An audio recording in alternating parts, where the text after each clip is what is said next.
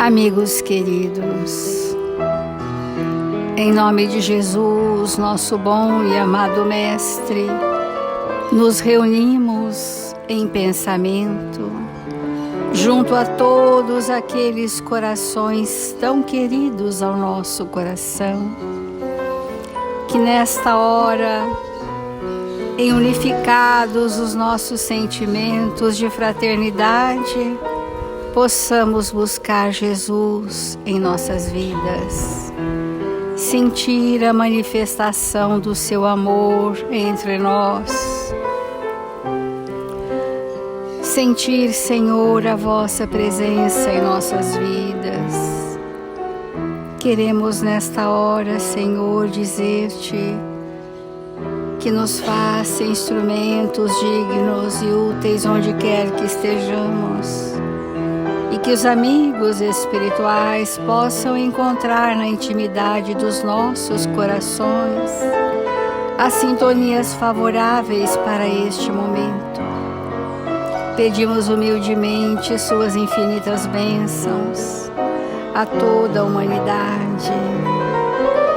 Onde quer que esteja o nosso coração nesta hora, possam haver mãos misericordiosas estendidas em seu nome.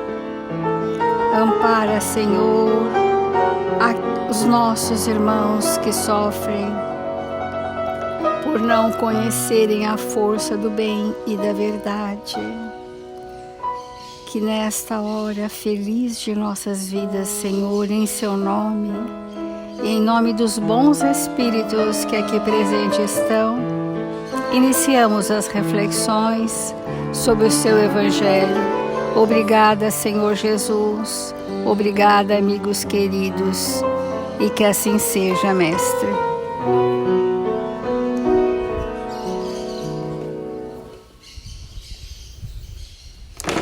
Nós estamos refletindo sobre a lei do amor, que se desmembra em várias leis para o nosso entendimento aqui no planeta Terra, mas a lei divina é a lei do amor que rege o universo. E em cada planeta ela se manifesta na proporcionalidade do nosso tempo evolutivo, da nossa condição de compreensão e de aplicabilidade. E nós estamos no aspecto dos impedimentos quanto à lei do amor em nós, trazendo reflexões para que a gente possa incentivar em nós a vencermos o que chamamos de egoísmos ou de egoísmo nas suas múltiplas facetas. No Evangelho segundo o Espiritismo, nós vamos ler um trechinho sobre o egoísmo que diz assim: Senhor, vós me haveis dado, vós me haveis tirado, que seja feita a vossa vontade. Então, o que nos é dado são oportunidades que, vinculadas à nossa inteligência e às nossas habilidades, promovem recursos. O que nos é tirado? Aquilo que não fizemos por merecer ou validar em nós. Então, nós não fizemos por merecer e no planejamento reencarnatório aquela oportunidade será perdida. É assim que é tirado.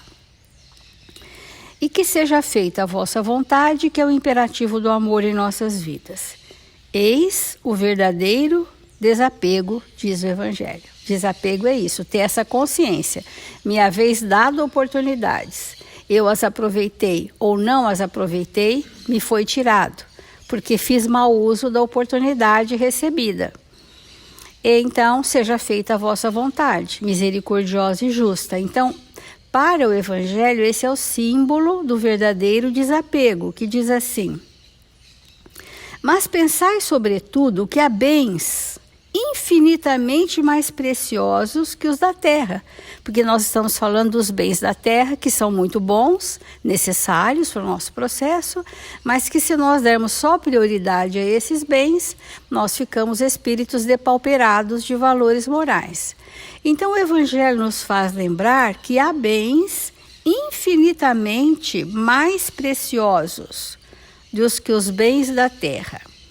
E esse pensamento vos ajudará a vos desapegar desses últimos.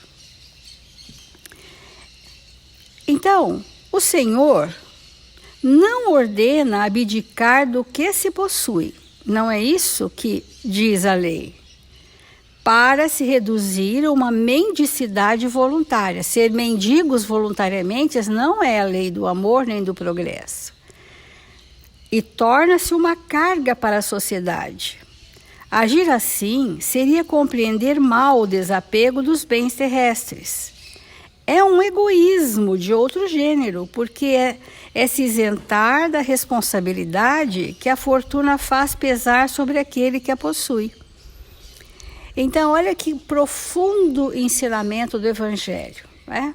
Nós queremos partir de um ponto de apego absoluto às sensações, aos prazeres imediatos, confundimos o ter com o ser, né, espiritual, confundimos as nossas hierarquias efêmeras com alguma coisa, pensando que somos aquilo.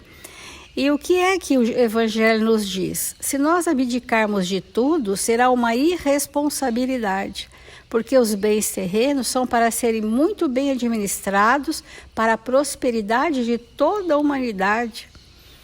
Então, a mendicância é uma escolha, não é um planejamento reencarnatório, porque viver da comiseração pública é um ato de ociosidade ligado ao egoísmo da ociosidade. A ociosidade, o que é a ociosidade? Eu não quero fazer nada, só a hora que eu quiser, do jeito que eu quiser, tá melhor para mim assim, me deixe como estou. E a ociosidade é um estado avançado do egoísmo, como diz o Evangelho. É um egoísmo de outro gênero, porque é de se isentar da responsabilidade que a fortuna faz pesar sobre aquele que a possui. Deus a dá a quem lhe parece bom para geri-la em proveito de todos. Olha que bênção, né? Gerir em proveito de todos, pessoas mais generosas, com uma boa inteligência, que sabem fazer daquilo um benefício coletivo, que leva um avanço para uma população desprovida de recursos, que leva educação, que leva saúde. Então, esse compromisso, né, do ter os bens da terra são absolutamente necessários, desde que eles não sejam a única prioridade na nossa vida. Então, Emmanuel traz também esse pensamento que a Ana tem falado, e a gente vai continuar dizendo, que chama no livro Caminho, Verdade e Vida, o Tesouro Maior, que vai dizer o mesmo versículo que a Ana está trabalhando. Porque onde estiver o vosso tesouro, ali estará também o vosso coração. O nosso tesouro é tudo aquilo onde nós estamos mergulhados. E esse mergulho é com o pensamento, né? É com as emoções, são com os sentimentos, é um mergulho onde há uma fixação.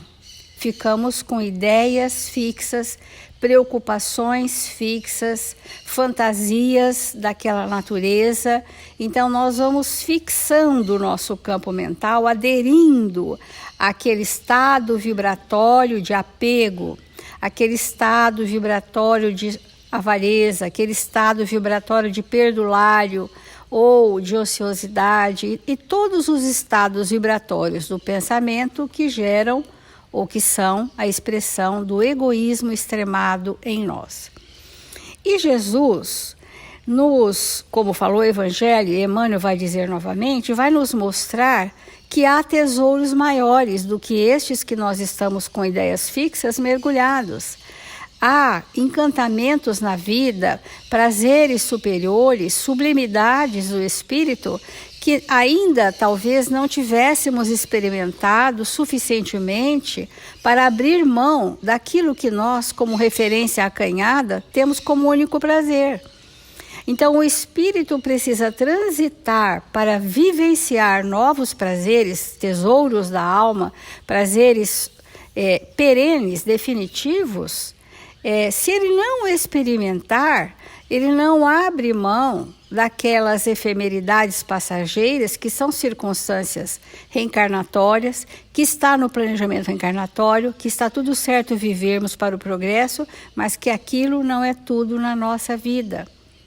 Sem nenhum radicalismo. Porque às vezes nós achamos que para abrirmos mão, nós temos que abrir mão de tudo o que fazemos. Quando no mundo espiritual, o André Luiz mostra um planejamento reencarnatório de uma pessoa que fez atrocidades enquanto encarnado, várias reencarnações. E ele chega num processo de culpa tão grande que ele disse assim, ele implora que ele quer vir paraplégico, depois ele fala, não, tetraplégico, também com deficiência mental, também com atrofiamentos físicos, também com doenças degenerativas. Era o que ele queria para ele. O amigo espiritual falou assim, mas essa prova é muito fácil, porque viver da comiseração pública sem fazer nada não te redime perante a lei. Você nascerá num lar organizado, terá direito à educação, terá uma saúde perfeita, para que você possa ajustar-se com a lei e fazer aquilo que precisa vir. Mas na adolescência, a mediunidade despontará. Ele trocou doenças degenerativas pela mediunidade, né? Como um instrumento da caridade. Olha, você vai ser médium para trabalhar dos 15 anos até 80. Com desapego, para se entregar à prática da caridade coletivamente, não é? Então, o egoísta, quando vai pedir alguma coisa nessa questão de estar preso, ele fala do seu tesouro exaltando as posses precárias. É do que ele cuida, é o que ele quer. O avarento refere-se a mesquinhas preocupações. O gozador demonstra apetites insaciáveis e o fanático repete pedidos loucos. Cristo ouve-lhes as solicitações e espera a oportunidade de dar-lhes a conhecer o tesouro imperecível. Vai crescendo o nosso interesse. O que será então que são esses tesouros imperecíveis? Que Jesus acolhe aquele pedido e aguarda pacientemente que aquele espírito amadureça para descobrir o tesouro imperecível. Ouve em silêncio e aguarda o processo evolutivo. No momento adequado, surgem estes. Ao seu influxo sublime, e a paisagem dos templos se modifica. Não são apenas crentes, crédulos, que comparecem para a rogativa. São trabalhadores decididos que chegam para o trabalho. Como que eles chegam para o trabalho? Cheios de coragem. Tesouros imperecíveis. Dispostos a morrer para que os outros alcancem a vida. Exemplificam a renúncia e o desinteresse pessoal. Revelam a vontade de Deus em si próprios. E com isso ampliam no mundo a compreensão do tesouro maior, sintetizado na conquista da luz eterna e do amor universal que lhes enriquece o espírito engrandecido. Ou seja, aqueles grandes valores que são frutos da caridade, a benevolência, a indulgência, o perdão das ofensas, a abnegação, o devotamento, a renúncia, que é isso que Jesus está falando, são os tesouros maiores. Se um dia o nosso campo mental estiver tão somente envolvido com as questões do aprimoramento da nossa evolução, sem abrirmos mão das responsabilidades materiais que nos cabem, nós estaremos aí imantados nesse tesouro imperecível.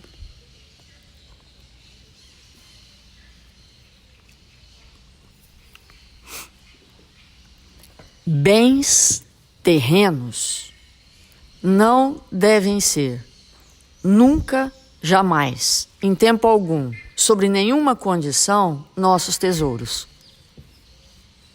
Bens terrenos existem, são bens que nós vamos utilizar a favor da prosperidade da humanidade. Bens terrenos são elementos de progresso para nós e para toda a humanidade. Quando nós estamos fixados nos bens terrenos como os nossos tesouros, nós enterramos esses tesouros. E quando nós enterramos a possibilidade de manifestar nossos sentimentos. Bens terrenos não são tesouros para o espírito. Não devem ser. Então, a Célia falou uma palavra muito importante para a gente desdobrar hoje, que é a consciência. Quando nós estamos operando no clima do egoísmo, na frequência, na vibração do egoísmo, nós estamos remando, vivendo contra a consciência. Por quê? Eu vou falar algo aqui para tentar deixar mais claro o que eu estou querendo dizer, mas é só figurativo. É como se nós tivéssemos duas consciências. Isso não é verdade, é só figurativo para explicar o que eu estou querendo dizer. Aquela consciência que é a centelha divina que está dentro de nós, que é o fio de prumo, que é aquela consciência depositada no princípio espiritual desde o começo, que é para nos conduzir até a perfeição, que é a consciência divina em nós, e aquela consciência que nós vamos construir em nossa intimidade pela experiência da vivência da lei. Então vamos imaginar assim: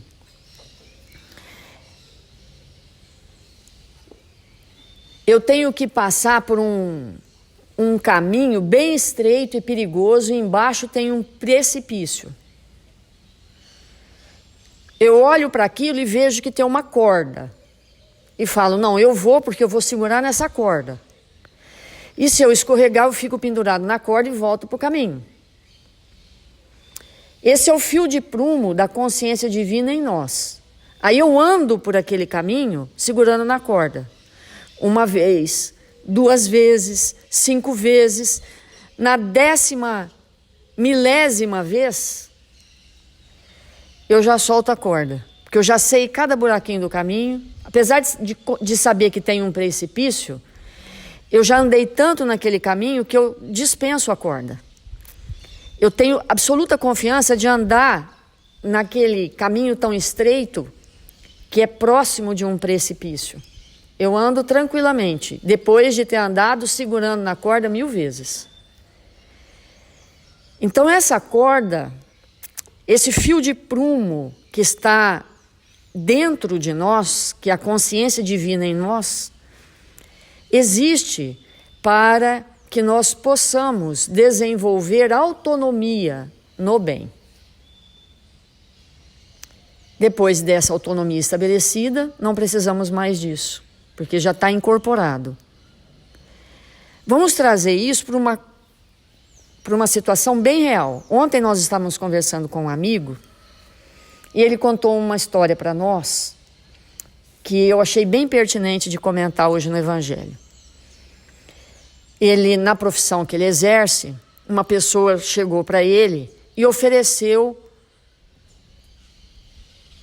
uma propina. Não diretamente, mas indiretamente. Ele ficou bastante incomodado com aquilo e comunicou à empresa que aquilo estava acontecendo, e a empresa falou: olha, isso faz parte do jogo. E ele ficou ainda bastante incomodado e mandou uma mensagem para aquela pessoa que estava oferecendo a propina para que ele não fizesse aquilo, repensasse, não agisse daquela maneira. E a pessoa então, depois de alguns dias, mandou uma mensagem para ele, depois de ter refletido, agradecendo o que ele tinha dito, e mudou de postura com relação a ele. Por que nós estamos contando essa história?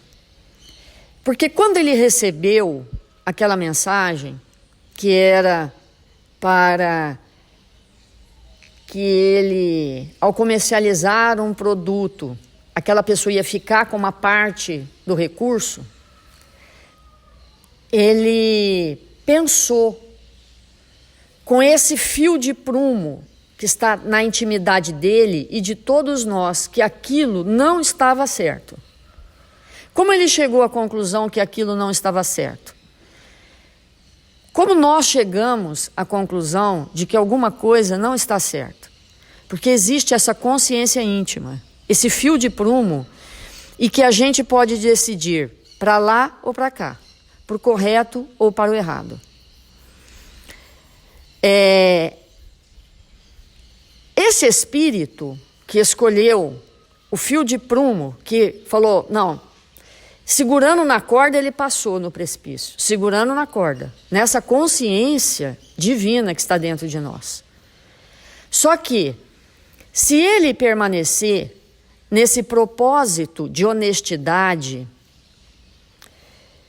se ele for honesto 1 bilhão de vezes, não só agora, mas se toda vez que alguma situação de desonestidade apontar no caminho dele e ele dizer, não, eu serei honesto,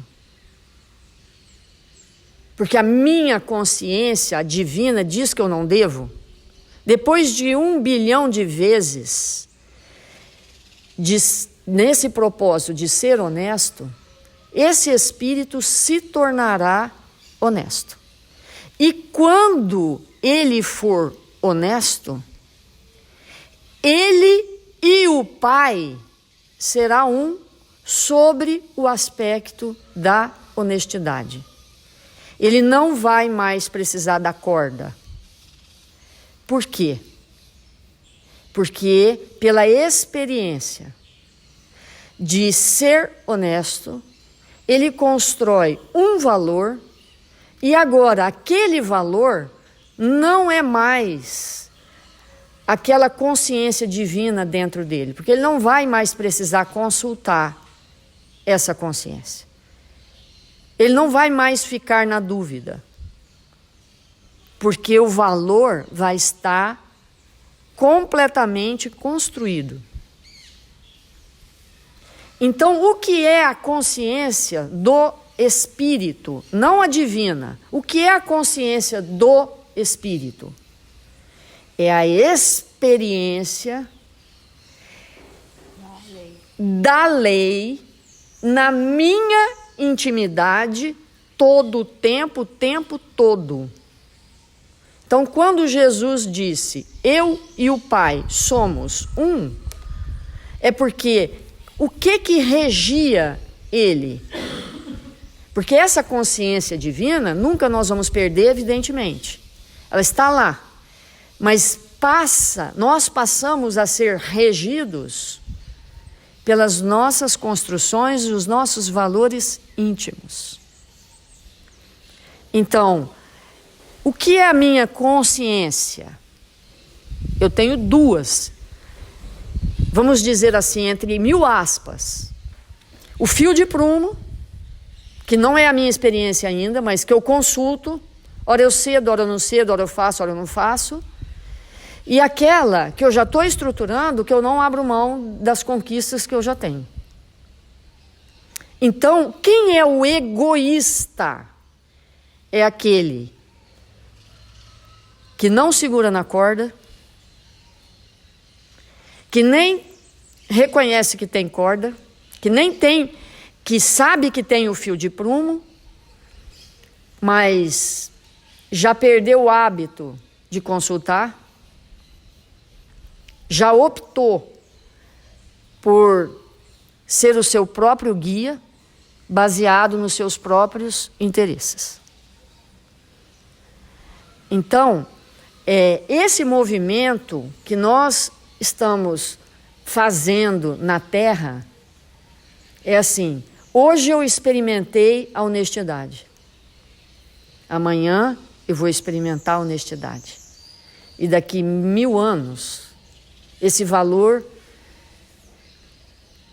estará incorporado como a minha consciência, a consciência que eu construí a partir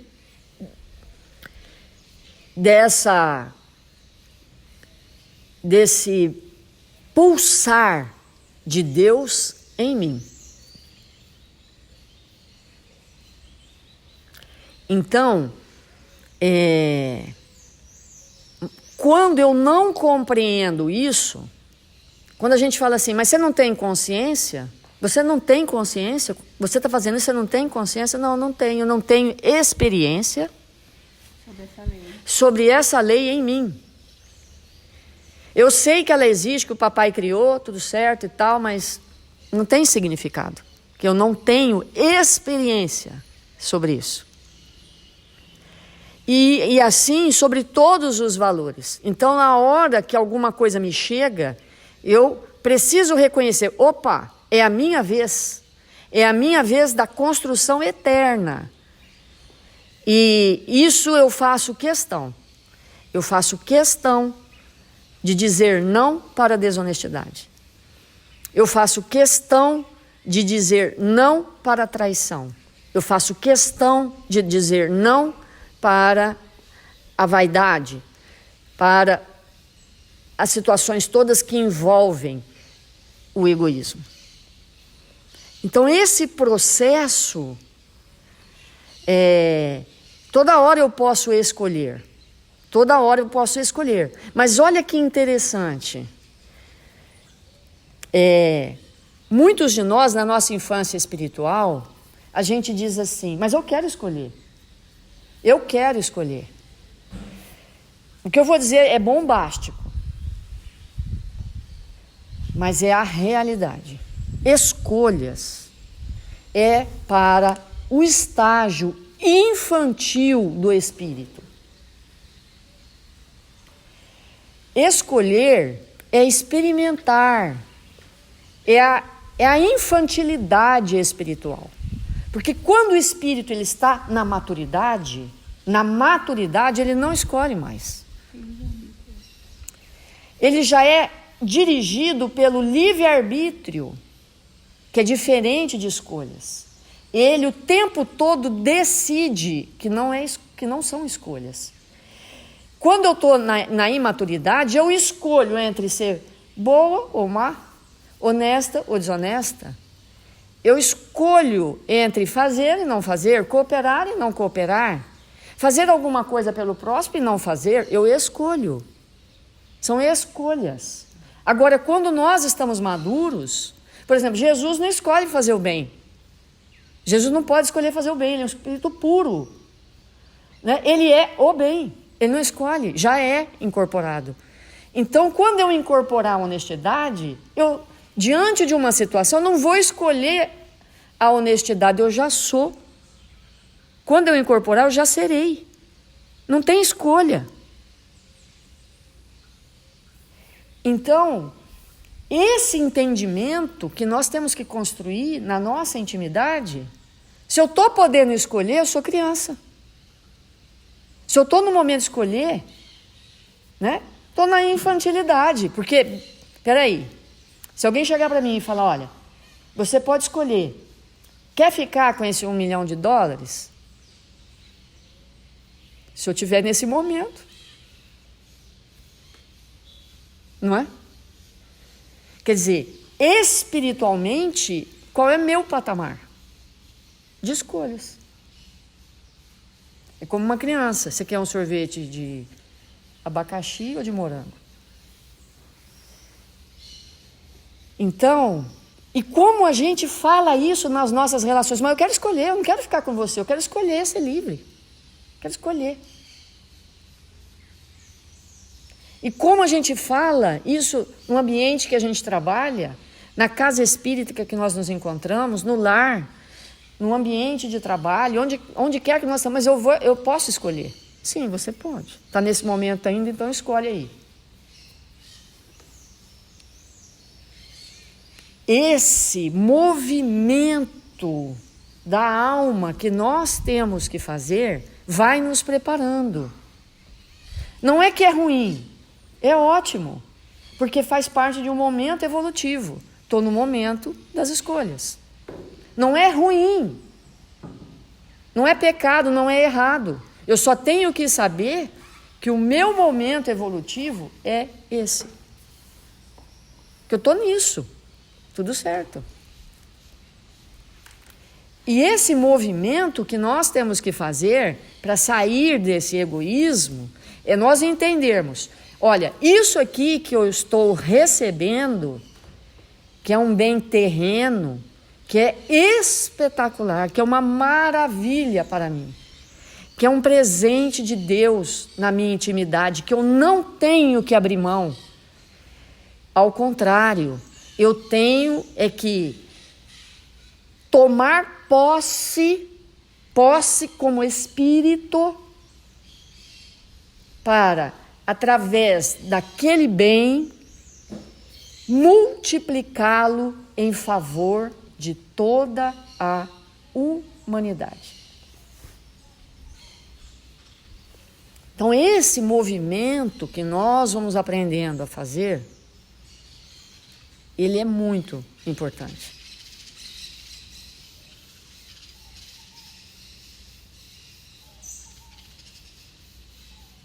Vamos fazer a prece.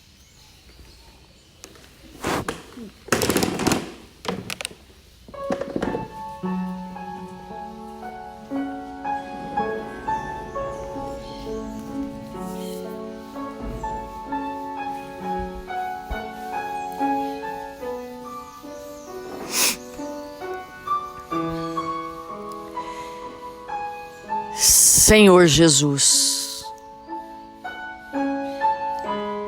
divino amigo da nossa vida, 1000 vezes obrigada por esse momento em que somos convidadas a refletir nas tuas lições de vida eterna. Que o Senhor nos abençoe. Que o Senhor nos fortaleça, para que possamos, nesta existência, Senhor, incorporar em nós os valores de vida eterna, através de todos os bens que o Senhor nos oferece.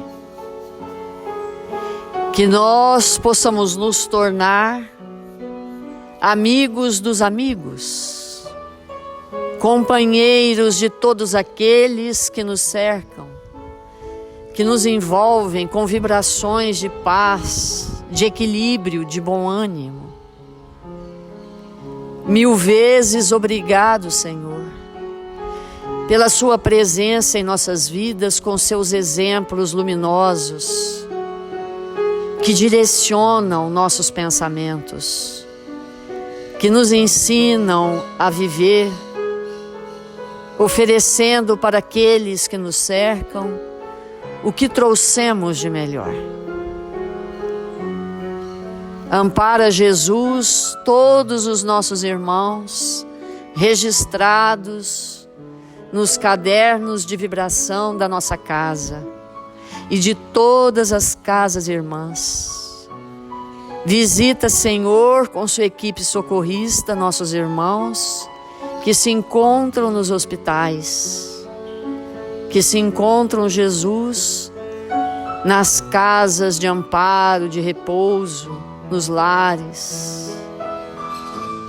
Ampara, Senhor, os nossos irmãos desencarnados, necessitados de luz e de amparo. E nós outros, Senhor, fervorosamente rogamos pela nossa nação, pelo nosso país, Senhor, por nós brasileiros, aonde quer que estejamos, que possamos estar em nome de Deus, que possamos estar exemplificando as lições que temos aprendido, que sejamos honestos, coerentes, que possamos proteger com as nossas vibrações amorosas o ambiente em que vivemos, aonde quer que nos encontremos. Que o Senhor nos abençoe, que sejamos nós os protetores a amar este país, todos os recursos que vivem e aqueles que irão viver no futuro. Que o Senhor nos abençoe, hoje e sempre. Que assim seja.